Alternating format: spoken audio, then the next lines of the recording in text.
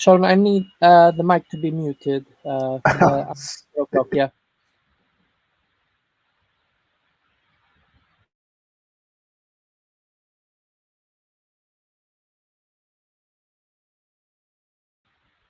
I will unmute your mics at 4 o'clock, okay?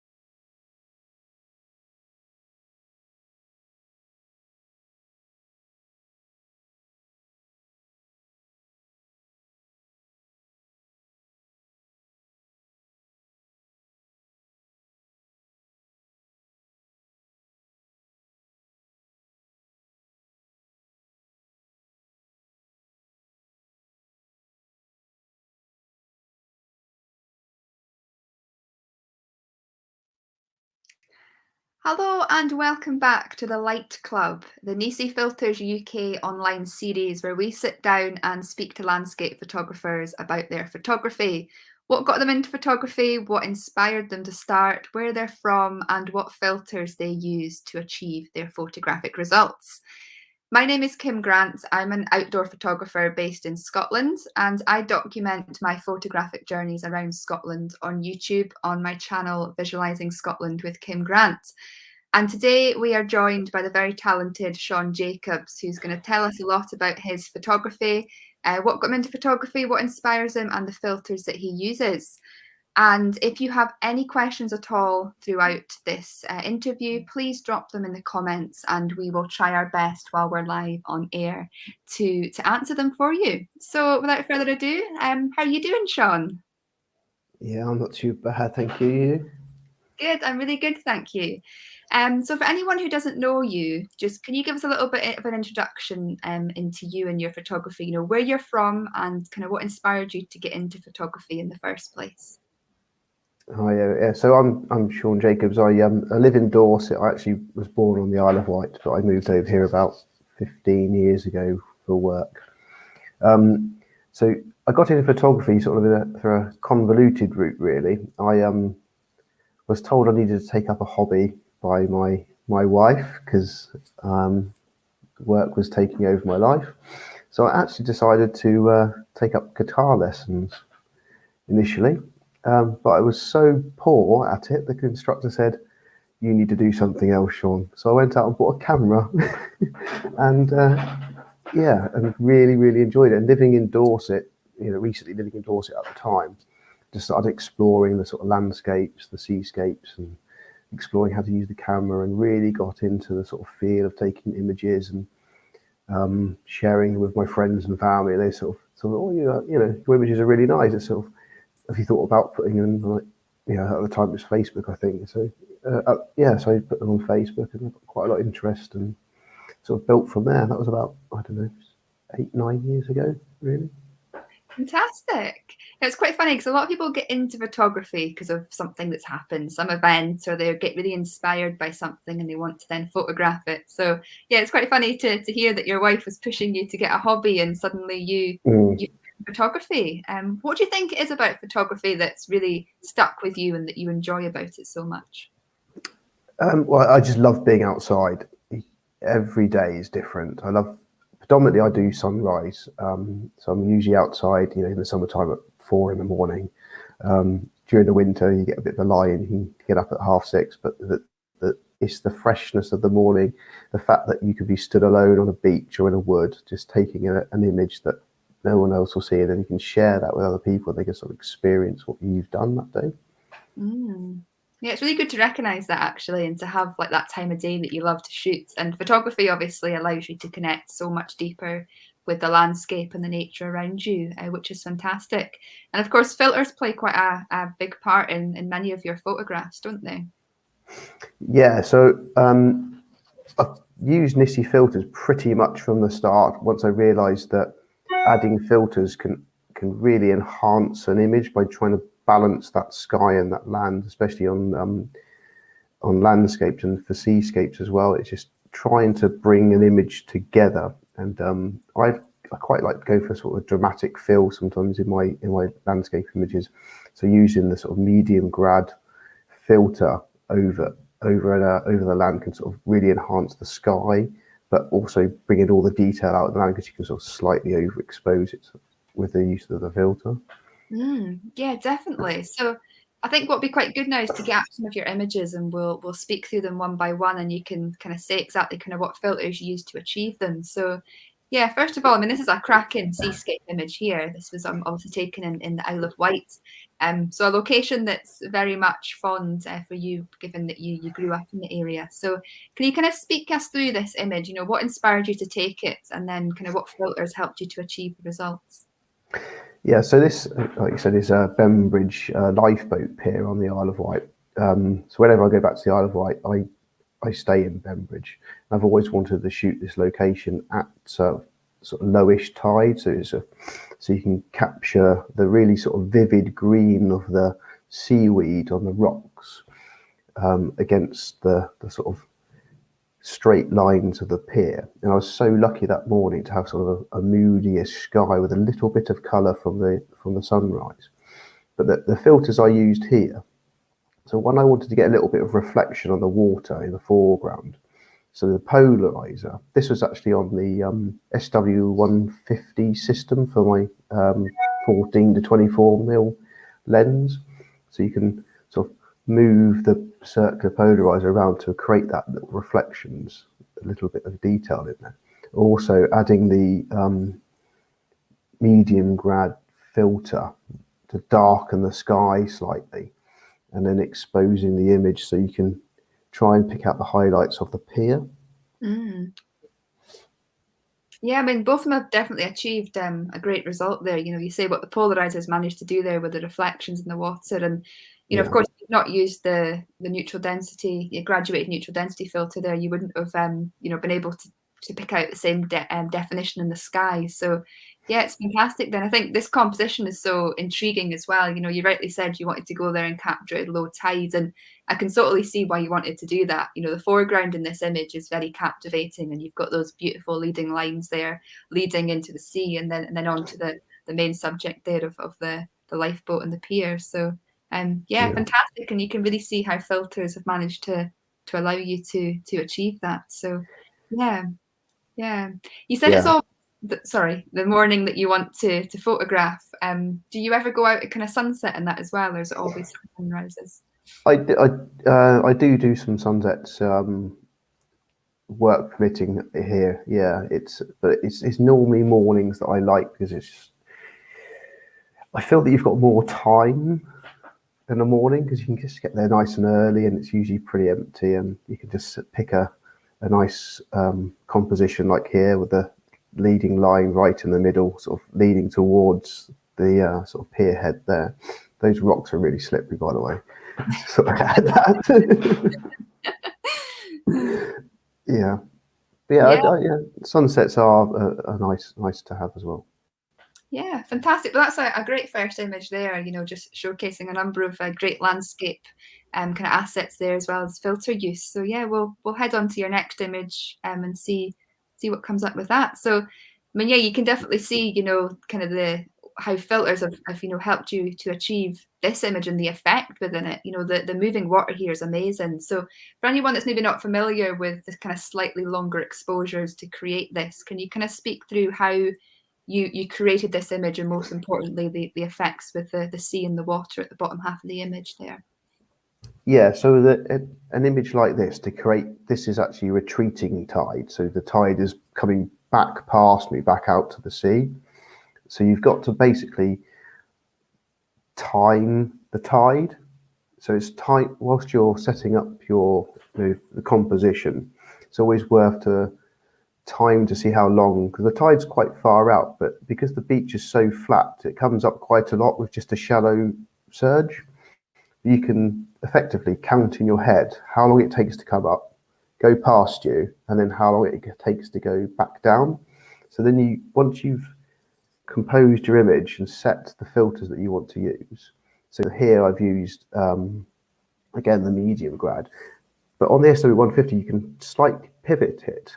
So you don't have to have it flat, because where the pier goes at an angle, so you can pivot the filter and sort of darken the sky off up to the right. And I counted that the tide was taking approximately like 2 seconds to go up past and back down again. So I wouldn't press the shutter until the tide had actually gone past me. So I stood almost, I don't know, sort of mid shin deep at times with the sea. This was taken, I think, in around November time, so it was fairly cold. And I didn't have wellies on, so I had wet feet again. And then just as the tide comes past, click the image, and then it retreats and goes back through again. But yeah, the use of the graduated filters helps just really allow for a slightly longer exposure to capture that movement of water. Without the filters, you wouldn't capture the length of time for the water. So it's probably about a 1.2 second exposure, maybe 1.5. I can't quite remember. Okay. Yeah. I think what's so interesting about this shot is the shapes and the clouds and how they almost mimic the shapes that you've managed to create with the water there. And of course, after the sun had set, it probably would have been dark enough to have achieved this without filters, but then you wouldn't have had that sun, the sun and the golden light in the background. So I'm sure many people know when you're kind of shooting at golden hour, whether it is sunrise or sunset, the light can be very bright and at times, and you can't really achieve longer exposures. Quite difficult too without filters. So yes, especially shooting straight into the sun. It's yeah, you need that filter to shoot into the sun, otherwise it will just blow out for the length of time you need to get the movement on the water. Yeah, definitely. It's really interesting to hear how you were timing these shots, because like when I do shots like this, I just kind of stand there and I'm like, right, the tide's retreating, click my shutter. But it's really interesting to kind of hear how you were actually timing the tides, and you'd kind of worked out how many seconds it was taken for the waves and whatnot to come sort of in and out. So yeah, it's a really interesting tip there for people to use. Yeah, fantastic. So another great image and another good use of filters and how it's achieved something different. So yeah, we'll head on to your third image now. Now, I absolutely love this shot. I mean, it's so minimalist in many ways, and a beautiful composition. It's, again, you could just imagine this on your wall. It's beautiful. So I'm pretty sure you will have used an ND filter for this, but can you kind of speak us through exactly your thought process behind this and the filters used? Yeah, so this, as it says, is a Peveril Point off the coast of Swanage and Dorset. It's just a really rugged, rocky outcrop that is accessible sort of mid to low tide. High tide, you won't see it at all. If it's really low tide, the tide goes right out past where you can see the actual back end of the ridge here. This is taken pre-sunrise. So the sun would have risen just off to the right of this image. So you have to sort of compose your image, and this was used with the 6-stop filter to try and smooth out the sea completely and try and capture the movement of the clouds. It's the 6-stop stacked with, again, the medium grad filter, and it's about a 2-minute exposure on I think it was the 50mm lens. So I tried to get down as low as possible to, capture as much of the rock in the foreground, but also give enough detail for the sky movement as well. So you've got the stillness of the water completely contrasting to the movement of the cloud with the jagged rock at the sort of 45-degree angle across the picture to really give as much of the Jurassic rock bed as possible. Yeah, I think what's interesting here as well, a bit like the last image, how the clouds were mimicking the sea. Here, sort of the direction of the rocks there are almost in contrast to create almost like an arrow kind of feel with the way that the clouds are going. I think like long exposure photography and this kind of creative element can, some people love it and some people hate it, but there's no doubt that creating images like this, you can make so much out of it, and you can come away with some, really beautiful, minimal, creative images, and this one just showcases that.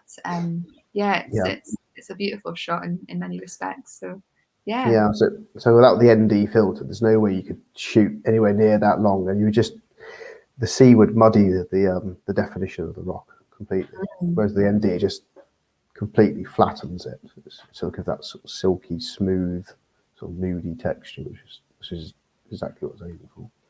And it opens up so many opportunities, doesn't it? If you were to have shot this, at a very quick shutter speed, the sea would have been moving in all different shapes. It would have been it wouldn't have been as obviously silky and smooth, but the image probably wouldn't have been captivating at all. But you've using the filter, you've managed to create something of beauty, which is fantastic to see. So yeah, perfect.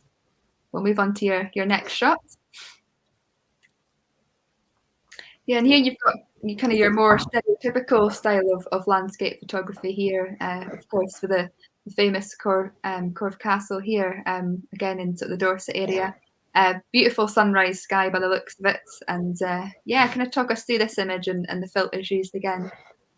Yeah, so iconically, Dorset, Corfe Castle in Dorset is taken during the mist, but I looked at the weather forecast and there was really heavy frost predicted. So I thought, well, I'm going to go up to Corfe and I'm going to try and position myself in such a way in the landscape that the landscape sort of goes into the castle just sort of sits there.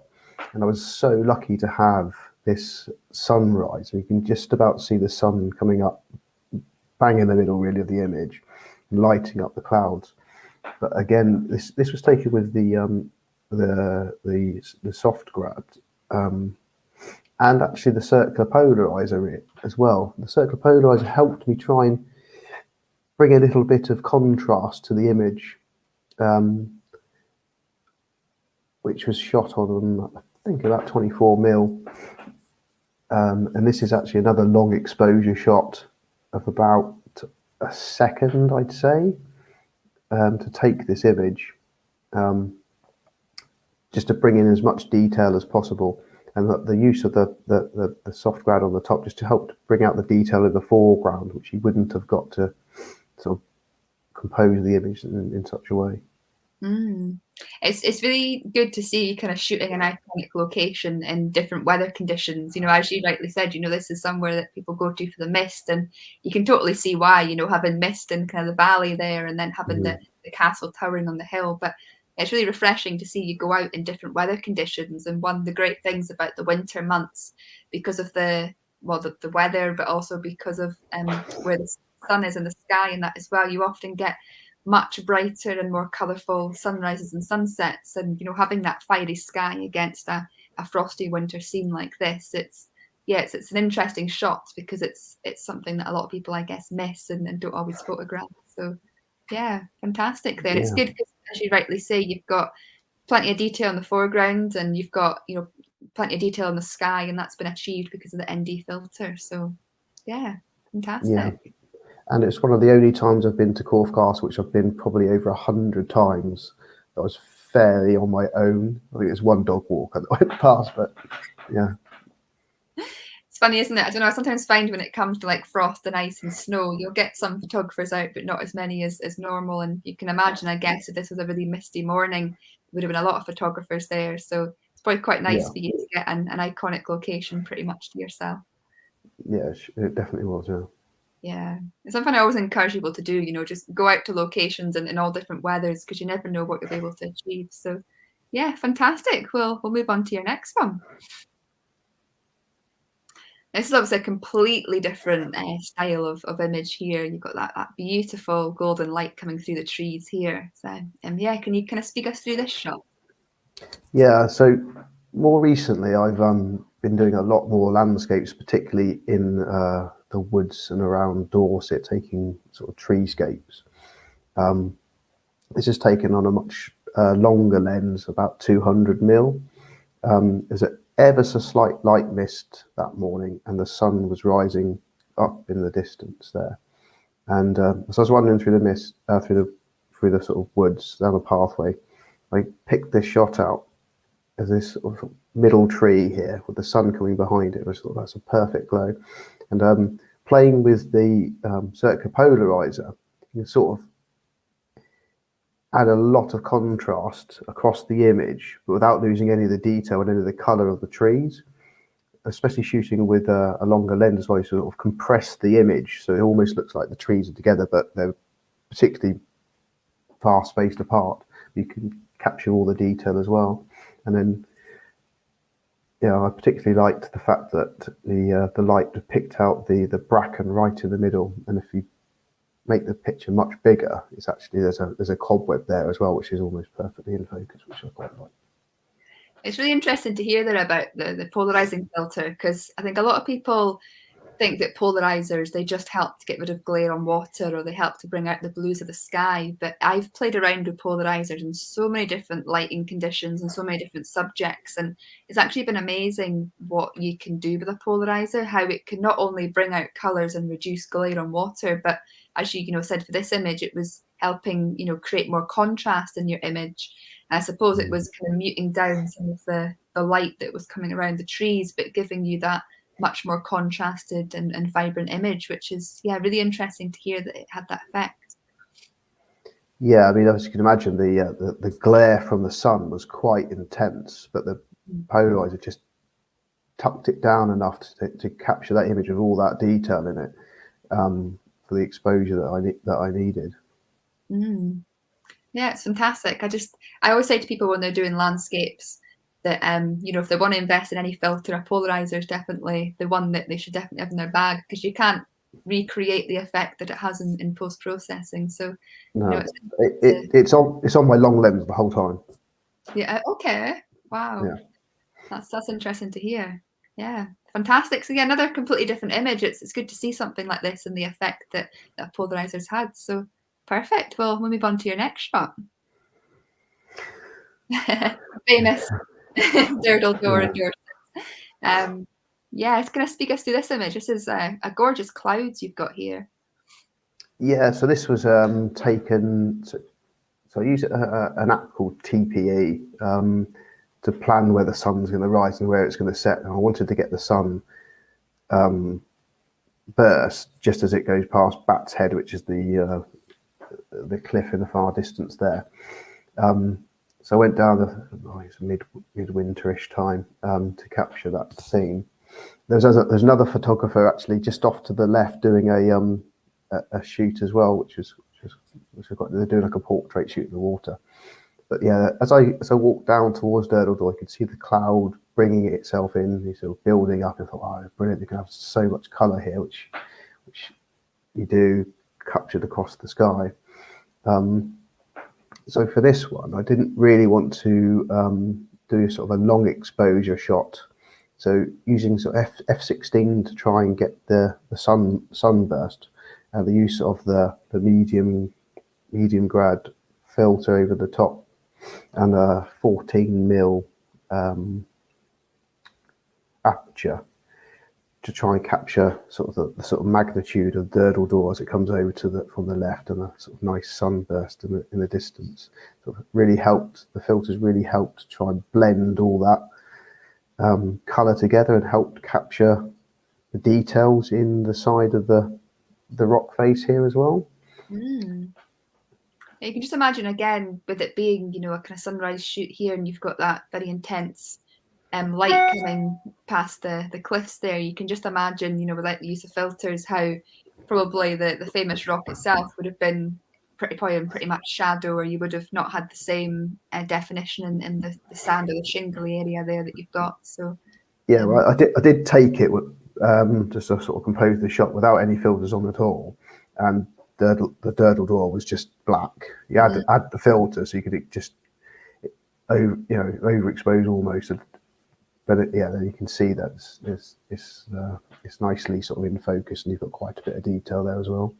Yeah, definitely. I mean, obviously silhouettes work really well in some situations, but for a shot like this, I just, it would have not been, not having any definition and being able to see the kind of foreground and the rocks there, it probably just wouldn't have looked nowhere near as good. So, it's always good to know kind of when to use, ND grads and whatnot, and when not to, and when you kind of want that silhouette effect and when you don't. And this is definitely one of those situations where you wouldn't want it. So, yeah. Fantastic. Perfect. Well, we'll move on to your next photograph. Now, I'm guessing this looks like the famous fairy pools on the Isle of Skye. Yeah, so I added this one on with fond memory of being in Skye for 5 days with another photographer who also uses NISI filters. So, like I said, we're there for 5 days. We went to this location, I'm going to say at least 10 times. And this was the final time we went. Every other time it was torrential rain. On this final one, we sat in the car park for 3 hours waiting for the rain to stop, and then walked down to the location, which I don't know if you've been before, but it's a fair walk down there. But yeah, again, the conditions were really misty and murky, and just sort of drizzle still a bit in the air. But so for this one, I was basically stood in the water up to my knees with camera on tripod on the rocks that weren't actually in the water, so the tripod was still to capture the line of the distant mountain right in the middle of the actual waterfall itself, using the circular polarizer to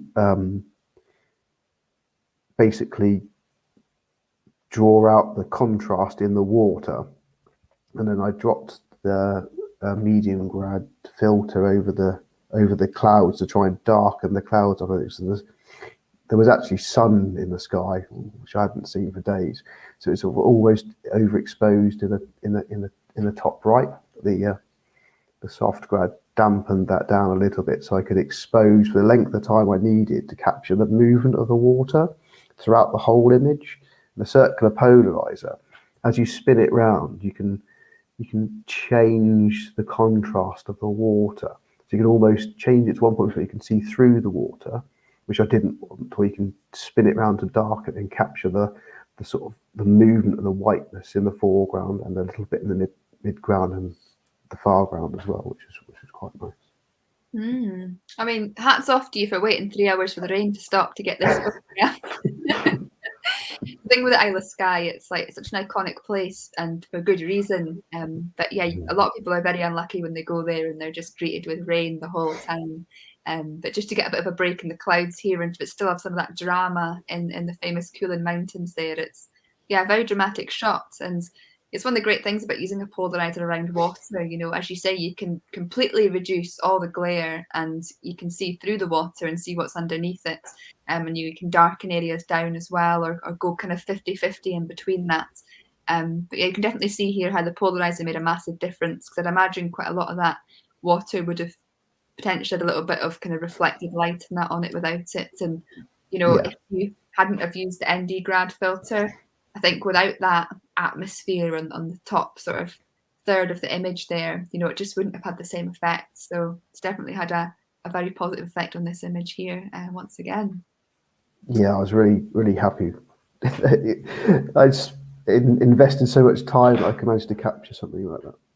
Yeah, I think some people don't realize as well, you know, when you use polarizers and ND grad filters, you know, you do your shutter speed does extend slightly, so you're getting, you know, sometimes half a second, 2-second exposures. So, you know, you don't always have to go the full on ND grads. You know, you can get some more of that longer shutter speed with them as well, which you can see achieve here. If you drop the ISO as far down as possible, and you know, I think this is probably shot at about f14 just to really slow it down as well. You don't need the ND grad, which would have just maybe that, you know, had the detail in the background, I think, with an ND grad, because it would have just sort of slowed all the water down, whereas this one with a polarizer, you've still got a little bit more movement. Yeah, definitely. Perfect, great. We'll move on to the next one. It's good to see you having a Scottish location in there. And here we go. Now, from one iconic location to another, here's a shot from the famous Glencoe. A very different kind of perspective here. I think I know this waterfall. I think it's one of the kind of the famous ones beside the road, if I'm not mistaken. Yeah, you are absolutely right. Yeah. So, I didn't know it existed. I was sent up there on a sort of work week, but I had a day off in the middle. So I just took the work car, went exploring, and I just saw this waterfall off the side of the road and stopped to take it. And as you can see, it's quite a misty morning. But again, this was just taken with the circular polarizer. I didn't put any filters on the top or anything like that, just to slow the water down just enough to give that really sort of milky, misty flow across it. Which I really quite liked.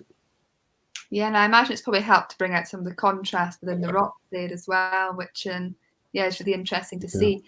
It's good for you to kind of acknowledge the fact there that you didn't use an ND grad for this image, because as you can probably, well, people watching can probably see, you know, it looked like a very overcast sky there. So, you know, if you had have used it, you would have been able to see it, but there's also no definition there to capture. So it's interesting to see a shot like this where you've still got that, you know, long exposure, silky effect on the waterfall, but just through using a polarizer itself, which is lovely to see. This is just literally off the road. People just must drive. Hundreds of people must drive past it daily and not know it's there. Yeah, it's funny. It's not one that you really see people photographing. There's a few waterfalls that I think every photographer tends to go to, and this isn't one of them. But I guess it's possibly because you've not got the iconic mountains and that in the background. But you know, it's still a great location to play around with different shutter speeds, different filters, and kind of seeing what you can create. So I think this is great. about half a second, I think, is all that was needed to create that silky effect with a sort of surge of the water speed. Fantastic. Yeah, it's always good to kind of be aware of that as well, isn't it? You know, I think some people think you always need really long shutter speeds to create this, but if the water's flowing fast enough, you know, as you say with this waterfall here, you know, half a second to a second can be just enough, which is fantastic. So yeah, great. Well, I think you might have possibly one more image or two. Yeah. This is obviously a completely different shot here. Kind of keep everyone through this one because it's so different. Yeah, so in Dorset, normally we have fields of red poppies, sort of early summertime. This was taken early summertime this year, out searching for these fields of poppies, and all I could find was the odd random one dotted around the wheat fields or cornfields that this is sat in now. And it was a really windy day, so all the corn was moving, the actual poppies were moving in the breeze as well. So what I decided to do was shoot at a fairly high shutter speed, but I dropped a filter over the top to darken the sky, and I must have taken, I don't know, 25, 30 shots to capture the poppy still, but the field around it with some movement. I absolutely couldn't have captured those two contrasting things without using, I think, the filter to sort of blur out and darken the background. Whereas I used a very shallow aperture. I think it was about 3.2 possibly, just so you got the blur in the background, just and a nice high ISO. But the filters really help just to sort of darken the outsides and the dark and the bottom. It's done really well here actually to be able to capture that, poppy, still, and with all the wheats and whatnot moving around it. It creates a almost illusion kind of effect here, and it's a very creative way of using filters. I've not really heard of people actually using filters necessarily, ND grads and whatnot, to darken down sort of for images like this. It's really interesting to hear you using it for that, and the creative element that it's managed to you managed to capture here. It's a really good tip there for anyone that's interested in doing this style of photography. Yeah, so the idea wasn't to do a minimal shot, but that's what I had to work with. And sometimes that's what you have to do, isn't it? You don't know what the weather's going to do, and sometimes you've got to adapt to see what's out there. And sometimes if the weather's not doing what you want it to do, and there's very little light on the landscape, shooting something like this, you can go home with an image that you can be happy with, where otherwise you wouldn't have managed to capture it. Oh yeah, this was shot on a really sort of cloudy, murky day as well, with no sort of sky to be had or anything like that. So let's just focus on the scene, use the filters to create a different type of image, and by stacking them up, playing around, like this is the result of it. Yeah, very creative, fantastic. We've got one more image left to discuss, and that's this very dramatic seascape shot here. What filters have you used for this one? So this is Mute Bay. This is off the sort of coast of Dorset again, and it's like a really ruggedy, sort of Jurassic-y, rocky landscape. So I went down there hoping for some nice sort of cloud and seascape type imagery. But I got down there, it was completely blue sky on a pretty much, bright winter's morning, and it was really, really windy. And the tide was coming in. So what I've done here is I've used the medium grad circular polarizer to bring the light into the foreground, and the medium grad dropped all the way down, almost to the tip of the rock in the middle ground, to try and slow the water down as much as possible, and played with the ISO on the camera settings to create the movement. So rather than changing the aperture, which I think was f11, so to keep everything in focus, I increased the ISO to the point where I could capture the water movement, and using the filters made sure I could get a consistent light level to do that. And I was basically stood almost knee deep in the sea here to do this shot. Without that medium grad filter, it'd be completely overexposed, the amount of time I had to open the shutter to get that sort of draw of water coming in over the top of it across the rocks. This looks like a very challenging image to have captured. You know, you're working against all sorts here. Not only have you got that very intense golden light coming in from the top there, but you've also got the way that it's hitting the water, and you know, also the rushing water past you, which has got a lot of white within it. You know, it's a very challenging image to capture, and you've done really well here, and showcasing how, you know, the use of filters has allowed you to not overexpose the top half of the image.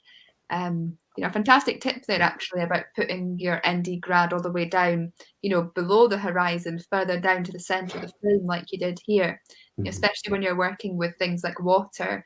Sometimes you've got a lot of that light on the water, don't you? And if you stopped at the horizon, you then end up with a band of massively overexposed area in your frames. So it's always absolutely, yeah. So the ND filter come all the way down. I spun the circular polarizer, so it was sort of darker at the bottom, but you could still capture the points of light in the water in the foreground.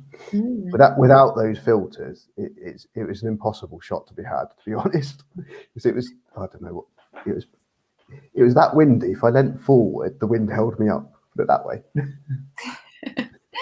Yeah, and you hear people about saying, you know, bracketed exposures and whatnot and blending, you know, on the computer, but with an image like this, that's very difficult, if not impossible to achieve, because you've got all that motion in the water. You know, it's not like you've got a very defined horizon where you can blend two images together. You know, with this, you kind of have to get it all right in one shot, otherwise you're going to end up with the artificial image with water moving in different directions. So yeah, I mean, like I say, it's a complex, very complex image there. I very rarely like stack images together in Photoshop or anything like that. I just try and shoot it right at the start. I think for me it's the sort of purest way of taking a picture, rather than taking 3 or 4 pictures and sticking them all together. This is just one shot taken. I don't know. I think it must have taken me 40 or 50 shots to get that one shot correct. But you know, perseverance and the gear to do it is the thing. Yeah, definitely. And like I say, you've done so well here to not overexpose many of the areas and have this effect. Yeah, it's a very striking image. So yeah, fantastic. So that was your last shot, and I mean, all 10 images you've showcased within this interview, they've all been very different, and you've used different filters to achieve different results, and you know, you've been very good at kind of speaking through them and everything as well. So yeah, perfect. I mean, is there anything else, any other tips or anything you'd like to share before we sign off? Just practice and don't be scared of making mistakes. I mean, the amount of times I've taken pictures, I thought, oh, they're really good, and they're just, you've got home, they're not that great. Don't worry about it. Just keep going. You know, that's the best thing about photography, is that you've got a different day every day to go out and take pictures. Definitely. Yeah, it's one of those things, you've got to keep at it, don't you? You've got to keep persevering, got to keep trying, and the best photographers are the ones that go out time and time again and keep chasing that light and keep trying different things and getting creative. Yeah, just buy really good walking boots is what I say. Yeah, I mean, it's so wellies to be down at the beach and standing in the sea. Often I'm stood in the sea up to my knees thinking, probably should all wear these today. That's definitely dedication. Yeah. Perfect. Well, thank you very much for your time today, Shaun. It's been a pleasure speaking to you. And if anyone wants to see more of Shaun's work, you'll be able to see the links and whatnot to his Instagram and that at the bottom of the screen there. So yeah, just thank you everyone again for tuning in today. It's been a pleasure to speak to Shaun, and I look forward to seeing you all again next month. Thank you very much, Shaun. Cool. Thanks very much, everybody. Hope you enjoyed it.